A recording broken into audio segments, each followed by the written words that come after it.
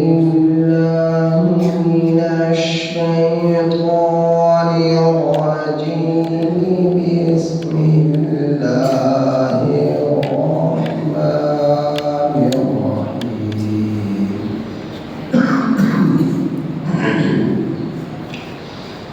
ومن يهد الله فهو المهتد ومن يضلل فلن تجد لهم أولياء من دوني ونحشرهم يوم القيامة على وجوههم عميا وبكما وصما مأواهم جهنم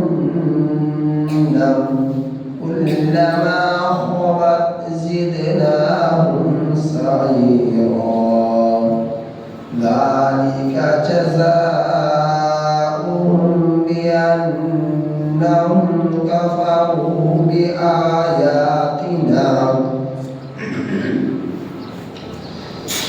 ذلك جزاؤهم بأنهم كفروا بآياتنا وقالوا أإذا كنا عظاما ورفاتا أإنا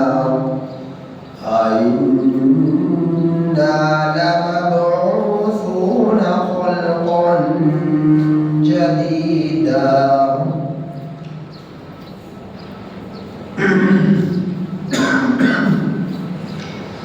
أولم يروا أن الله الذي خلق السماوات والأرض قادر على أن يخلق مثلهم وجعل لهم أجلا لا ريب فيه فأبى الظالمون إلا كفورا. قل لو أنتم تملكون خزائن رحمة ربي إذا لأمسكتم خشية الإنفاق وكان الإنسان قتورا. ये सूरह बनी इसराइल की आयत नंबर 97 का 100 आप हजरात के सामने तिलावत हुई।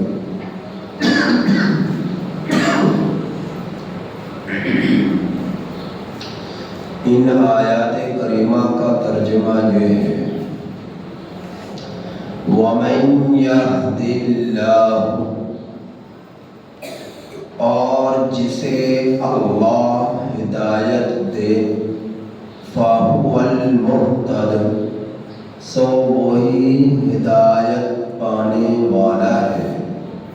वमन युज़लिल, और जिसे गुमराह कर दे, फलन तजिद लहु, पस हरगिज़ तू ना पाएगा, लहु उनके लिए, औलिया मिन दूनी, अल्लाह के सिवा कोई कारसाज।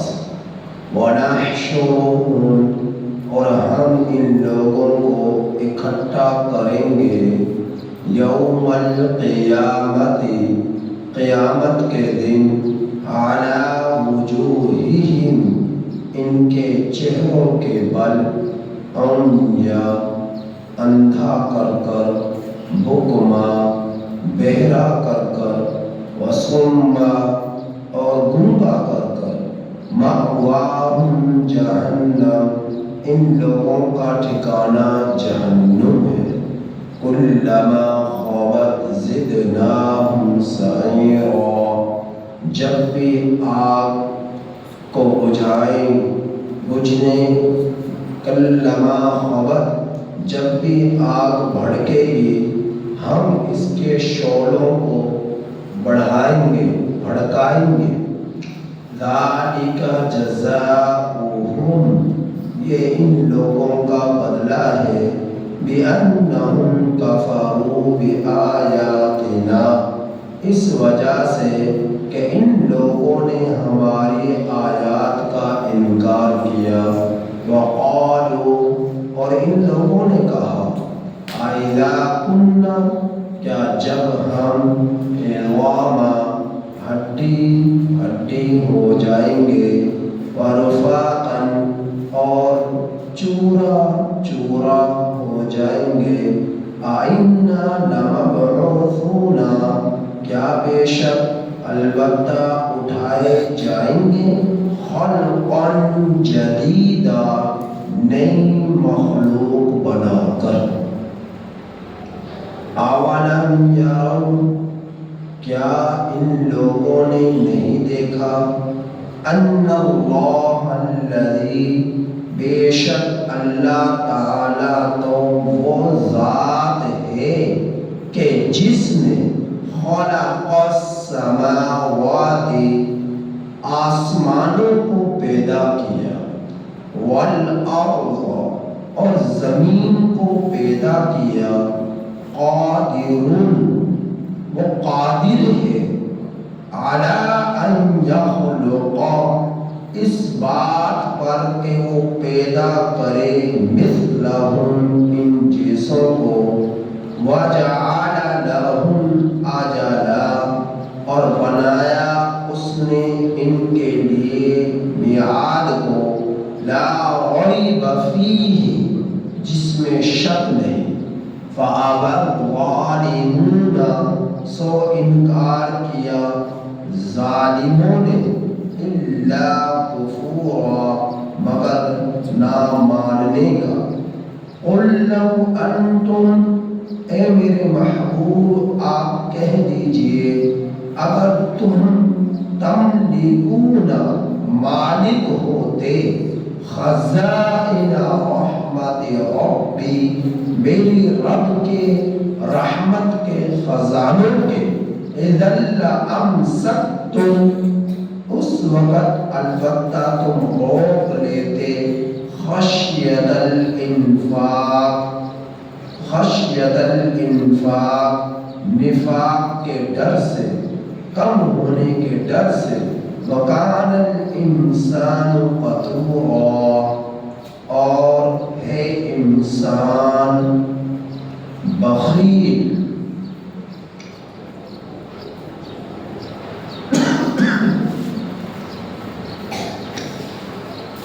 اللہ جل جلالہ جسے ہدایت دینا چاہے دنیا کی کوئی طاقت اسے گمراہ نہیں کر سکتی اور جسے اللہ گمراہ کرنا چاہے ایمان اس کے دل سے سلب فرما دے کفر اس کے دل میں داخل کر دے اور وہ گمراہ ہو جائے تو دنیا کی کوئی طاقت اسے ہدایت یافتہ نہیں بنا سکتی. یہ ہدایت اور گمراہی احکم الحاکمین ذات کے قبضہ قدرت میں ہے. ہدایت اسے ملتی ہے جس کے اندر ہدایت کی طلب ہوتی ہے اور جس میں ہدایت کی طلب نہیں ہوتی میرے رب کو بھی ایسے شخص کی کوئی پرواہ نہیں. وہ گمراہ ہے تو گمراہی کی دلدل میں دھنستا چلا جائے. اللہ رب العزت کی خدائی پر کوئی فرق نہیں پڑتا. اللہ رب العزت فرما رہے ہیں کہ جسے میں گمراہ کروں دنیا کی کوئی طاقت اسے ہدایت نہیں کر سکتی اور ایسا گمراہ اپنے لیے کوئی مددگار کوئی معاون کوئی کارساز اللہ کے سوا دنیا میں کسی کو نہ پائے گا. اور فرمایا کہ ایک دن آئے گا قیامت کا جس دن ہر نیک اور بد کو ہر طاقتور اور کمزور کو ہر بدصورت اور خوبصورت کو ہر عربی اور عجمی کو ہر امیر اور غریب کو ہر شخص کو اللہ پاک وَنَحْشُرُهُمْ يَوْمَ الْقِيَامَةِ قیامت کے دن جمع کرے گا.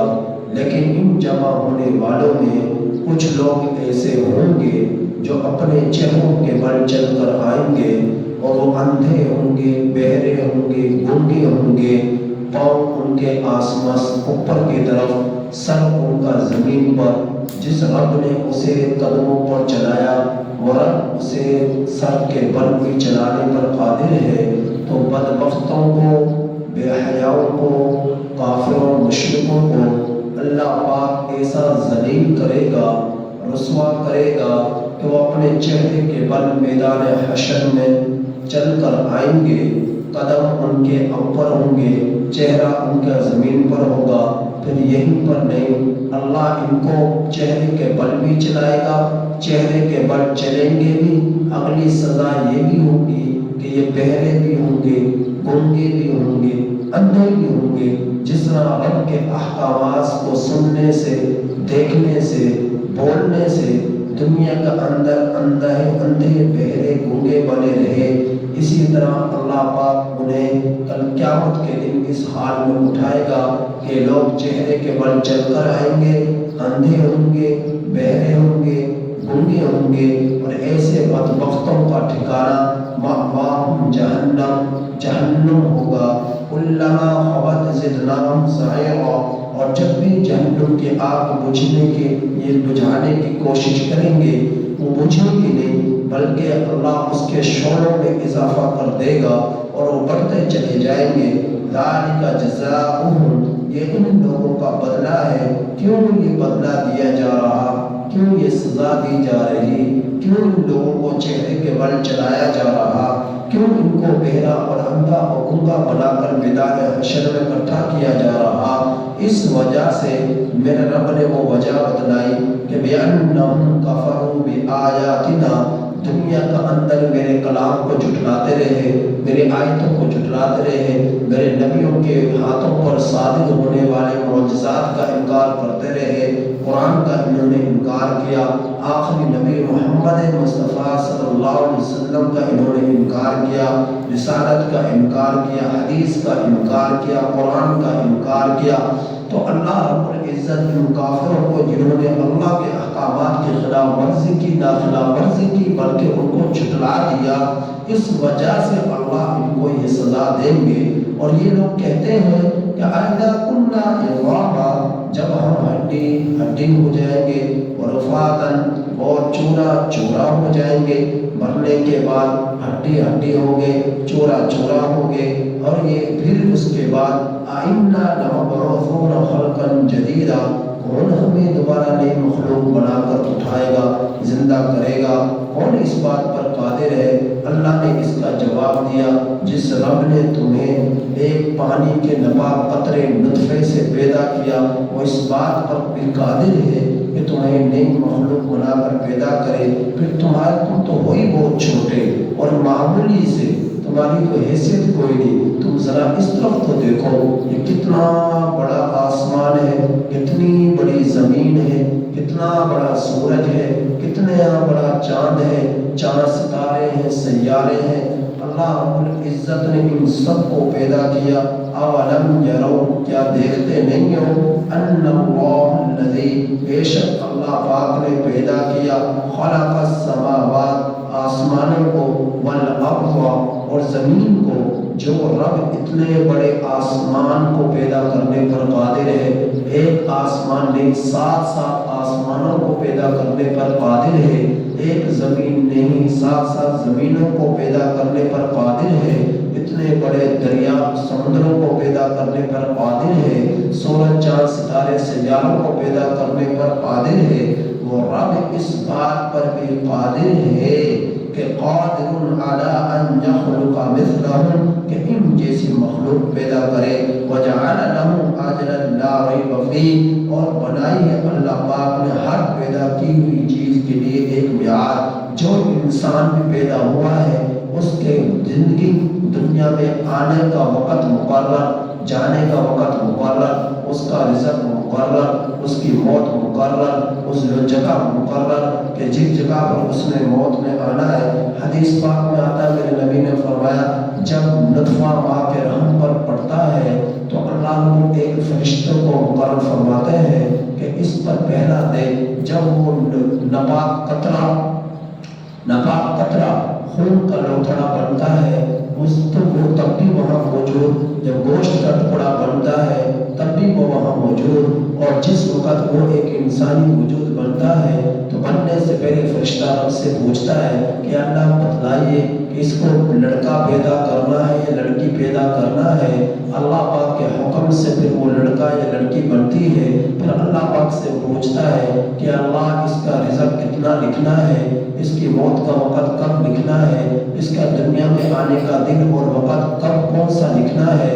اللہ پاک اللہ پاک سے ایک ایک چیز کے بارے میں فرشتہ پوچھتا ہے اور اللہ پاک اسے بتلا دیتے ہیں، یہاں تک کہ وہ بچہ زمین دنیا میں آ جاتا ہے. پھر دنیا میں آنے کے بعد اللہ اس کے خوراک کا انتظام فرماتے ہیں، رہنے سہنے کا انتظام فرماتے ہیں، ماں کی ممتا اس کے ماں کے دل میں ڈالتے ہیں، بیٹے کی محبت اور بیٹے کے دل میں ماں کی محبت. اللہ پاک اس طرح اسے دنیا کے اندر لاتے ہیں شان و شوکت کے ساتھ. پھر اس کی عمر جتنی بھی ہوتی ہے، رزق جتنا بھی ہوتا ہے، نیک وقت ہے یا بد وقت ہے، سب کچھ اللہ پاک لکھ دیتے ہیں. اور جس زمین پر اس نے مرنا ہے وہ بھی اس کا لکھ دیا جاتا ہے. مختلف مراحل میں مختلف فرشتے اس کے لیے مقرر کیے جاتے ہیں جو ہر وقت اس کے ساتھ رہتے ہیں. کچھ فرشتے وہ جو رزق کو لکھنے والے، کچھ فرشتے وہ جو نیکیاں لکھنے والے، کچھ فرشتے وہ جو بدی لکھنے والے، کچھ فرشتے وہ جو حفاظت کرنے والے. تو اللہ پاک نے مختلف ادوار میں مراحل میں جو ماں کے پیٹ سے لے کر بڑھاپے تک اس کے گزرتے ہیں، مختلف فرشتوں کو اس کے لیے ذمہ داریاں لگا کر اس پر مقرر فرما دیتے ہیں. تو اللہ پاک فرما رہے ہیں کہ جو رب اس بات پر قادر ہے کہ آسمان اور زمینوں کو پیدا کر دیا، اللہ کے لیے یہ کوئی مشکل نہیں کہ ان جیسے انسانوں کو دوبارہ بنا کر پیدا کر دے. وَجَعَلَ لَهُمْ أَجَلًا لَا رَيْبَ فِيهِ، اور اللہ نے ہر پیدا کی ہوئی چیز کے لیے میعاد مقرر فرمائی ہے جس میں کوئی شک نہیں. فَأَبَى الظَّالِمُونَ إِلَّا كُفُورًا، بس انکار کیا ظالموں نے مگر نہ ماننے کا، کفر کیا، شرک کیا، اللہ رب العزت کی نافرمانی کی، قرآن کے احکامات کی خلاف ورزی کی، اور دنیا کو حقیقت سمجھا، آخرت کو دھوکہ سمجھا. حقیقت آخرت تھی، دنیا دھوکہ تھا. یہ رب نے فرما دیا تھا وَمَتَاعُ الْحَيَاةِ الدُّنْيَا إِلَّا مَتَاعُ الْغُرُورِ، کہ دنیا کی زندگی یہ محض ایک دھوکہ ہے، اسے دھوکہ سمجھو. لیکن انسانوں نے اسے حقیقت سمجھا. جس حقیقت کے بارے میں رب نے حقیقت کہا یعنی آخرت، اس حقیقت کو دھوکہ سمجھ لیا. اور جس دنیا کے بارے میں میرے رب نے کہا کہ یہ دھوکہ ہے، اس دنیا کو جو ظاہری طور پر دکھائی دی جا رہی ہے آنکھوں سے، اس چیز کو انسانوں نے حقیقت سمجھ لیا. بس یہی دھوکے میں پڑے یہ انسان جس کی وجہ سے بہت سارے گمراہ ہو چکے، اور جنہوں نے اس کو دھوکہ سمجھا وہ گمراہی سے بچ گئے، آخرت کو آباد کرنے کی فکر میں لگ گئے. اللہ پاک فرما رہے ہیں کہ انسانوں کی حالت تو یہ ہے کہ میرے محبوب آپ ذرا سنیے کہ کل انتم تملکون خزائن رحمت ربی، اگر میرے رب کے رحمت کے خزانے کہ اگر تم لوگ مالک ہوتے یعنی انسان، اذن لامسکتم خشیۃ الانفاق، اس وقت تم روک لیتے انفاق کے ڈر سے، خرچ کے کرنے کے ڈر سے تم اسے روک لیتے کہ مال کم ہو جائے گا. حدیث پاک میں آتا ہے اللہ کے رسول صلی اللہ علیہ وسلم نے فرمایا کہ اگر کسی شخص کے پاس 2 میدان سونے سے بھرے ہوئے ہو تو تیسرے میدان کی تلاش میں لگ جائے کہ یہ سونے کا ایک اور میدان مجھے مل جائے. اگر 3 میدان کسی کے پاس سونے کے بھرے ہوئے ہو تو چوتھے کی تلاش میں لگ جائے کہ یہ چوتھا بھی مجھے سونے کا بھرا ہوا مل جائے. تو انسان کی کیف حالت یہ ہوتی ہے، لالچی ہے، بخیل ہے. اللہ پاک نے ایسے بہت کم لوگ ایسے ہیں اللہ کے پیدا کی جن کے اندر بخیل بنا نہیں ہے، مال کی محبت نہیں ہے، اپنی آخرت کو آباد کرنے والے ہیں. انسانوں میں کثرت سے ایسے ہیں کہ جو مال اور دولت کے نشے میں زندگی گزار گئے، اور مال نے، دولت نے، دنیا کی جو ہے نشو و نما نے انہیں دھوکے میں ڈال دیا اور انہیں دھوکے میں ڈال کر رب سے دور کر دیا. تو حقیقت کو جنہوں نے پا لیا وہ دھوکے میں نہ پڑے، انہوں نے رب کو منانا شروع کیا، اللہ کی عبادت میں لگے، آخرت کو آباد کرنا شروع کیا. اللہ پاک نے ان کے لیے دنیا اور آخرت دونوں کو آباد کر دیا، دونوں کو جنت جیسا بنا دیا. تو انسان کے لیے حقیقی زندگی زندگی حقیقی سکون جو ہے وہ رب کے احکامات کی بجا آوری میں ہے.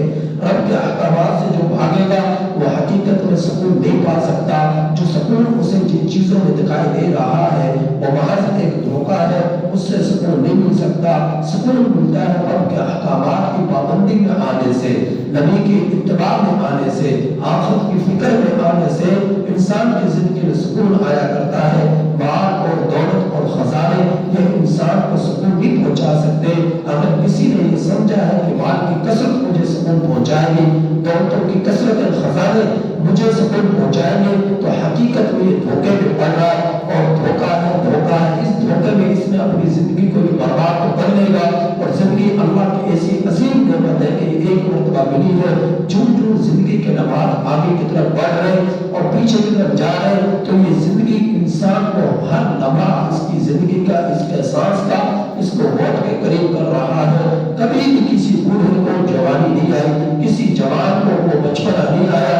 ہمیشہ وہ آگے کی طرف بڑھا اور آگے بڑھنے والا ہر گھڑی, ہر منٹ, ہر سیکنڈ, ہر گھنٹہ, ہر دن, ہر صبح, ہر شام اسے موت کے قریب در قریب کرتی جا رہی ہے. اگر اس حقیقت کو ہر انسان پالے تو دولت کا نشہ اس کے سر سے اتر جائے اور دنیا کی طرف اس کے دل سے اتر جائے. جنہوں نے حقیقت کو نہیں پایا وہ دنیا کو حقیقت سمجھ رہے اور دنیا کے رنگ رنگینیوں میں مست ہے. اللہ پاک نے اس سے پردہ اٹھایا کہ دنیا کو حقیقت نہ سمجھو, یہ دھوکہ ہے. حقیقت تو آخرت کی زندگی ہے, یہ تو اس کا عکس ہے, ایک اس کا سانچہ ہے کہ تمہیں پتہ چلے کہ فروٹوں کی لذت کیا ہے, زندگی گزارنے کی لذت کیا ہے, اور محبتیں اور خوشیوں کی مزے کیا ہے. جو اللہ پاک نے اس کا ایک عکس دیا ہے تاکہ تم جنت کی نعمتوں کو سمجھ سکو, تم یہ جنت کی حقیقت کو سمجھ سکو. اور حقیقی نعمت تو جنت میں ہی ملنے والی ہے. تو میں رب فرمانا وکان الانسان قطورا, اور ہے انسان انتہائی بخیل, کم مال خرچ کرنے والا, کم مال خرچ کرنے والا انسان انتہائی بخیل ہے. تو بہت کم ملے گا آپ کو سخی جو بیوہ کو پالے اور مال کسی بھی معنی میں قدردانی کر لے اور اس کا حق کو حقداروں تک پہنچائے. اب اس کا حق اس کے اپنی جان پر بھی ہے جو مال کمایا, اس کے بیوی بچوں پر بھی ہے, اس کے پڑوسیوں پر بھی ہے, اس کے رشتہ داروں پر بھی ہے, فقیروں پر بھی ہے, غریبوں پر بھی ہے. مال جو اس نے کمایا اس کا مطلب یہ نہیں کہ یہی حقدار اس کا بن گیا. اللہ نے اس کے جو مال دیا اس مال میں حقوق کی تقسیم کی ہے. بہت سارے لوگوں کے حقوق اس مال کے ساتھ جڑے ہوئے ہیں اور پھر مال کسی کا بنتا ہی نہیں. مال تو وہی بنتا ہے جو اس نے آخرت کے لیے کر لیا, اللہ کے راستے میں خرچ کر دیا, جو کھا لیا, جو پی لیا, بس وہی مال اس کے کام آئے گا. باقی جتنے بھی لوگ دنیا سے گئے ہیں خالی ہاتھ گئے, کوئی ساتھ لے کر نہیں گیا کہ تجوری اقوال کی دولت کی اس کے ساتھ قبر میں گئی ہو. جو بھی گیا ہے اپنے ایک سفید تین کپڑوں کے لپیٹ کو اسے قبر کے اندر دفن کر دیا گیا. عورتوں کو زیادہ سے زیادہ 5 کپڑوں میں لپیٹ کر قبر میں دفن کر دیا گیا اور کپڑا بھی گل سڑ جاتا ہے. کوئی بھی زیادہ دن اس کے ساتھ قبر میں نہیں رہتا. تو ایک انسان ایک ڈھانچہ حتیٰ کہ اس کے اعضاء اس کا ساتھ نہیں دیتے, وہ بھی گل سڑ جاتے ہیں, یہاں تک کہ مٹی کے ذرات ہو کی شکل اختیار کر جاتے ہیں اور چند ہی سالوں کے اندر اس کا نام نشان مٹی کے اندر بھی موجود نہیں ہوتا. تو یہ انسان کی حقیقت. تو اللہ رب العزت کو راضی کرنے والا, خوش کرنے والا حقیقت کو وہی خوشی پاتا ہے, حقیقت کو وہی لذت حاصل کرتا ہے, اس کے سوا کوئی نہیں کرتا. کیونکہ اصل کامیابی دین پر عمل کرنے میں ہے, اسلام کے تقاضوں پر چلنے میں ہے. اور اس کے علاوہ اگر اسلام سے ہٹ کر کوئی شخص کسی اور چیز میں کامیابی پانا چاہے گا وہ کامیابی نہیں ملے گی, دھوکا ہوگا.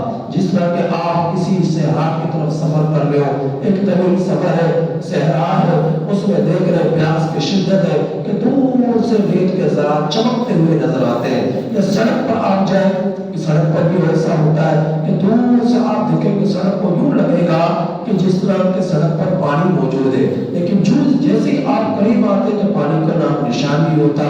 زیادہ میں آپ کو نظر آئیں گے ریت کے ذرات چمکتے ہوئے, آپ کو محسوس ہوگا کہ پانی ہے, لیکن جیسے ہی آپ قریب جائیں گے تو پانی نہیں ہوگا, وہ تو ذرات ہوں گے. تو یہی حقیقت دنیا کی ہے کہ ہمیں یہ نظر آ رہے ہیں دنیا کی جو ہے رنگ رنگیلیاں, دنیا کی جو ہے بناوٹیں, دنیا کی جو ہے ظاہری جو ہے لذتیں یہ ہمیں نظر آ رہی ہے. کہ اس سے ہمیں سکون ملے گا، حقیقت میں یہ دھوکہ ہے، یہ سکون اس سے نہیں مل سکتا۔ سکون ملے گا رب کے احکامات کو بجا آوری میں، رب کی پابندیوں میں آنے میں، رب کے احکامات پر عمل کرنے میں، نبی کی اتباع میں سکون ملے گا۔ اس کے علاوہ دنیا کی کسی بھی چیز میں کسی انسان کو سکون نہیں مل سکتا۔ اللہ پاک سے دعا ہے کہ اللہ تعالیٰ ہمیں ان آیات کریمہ کی کامل سمجھ نصیب فرمائے اور آخرت کی فکر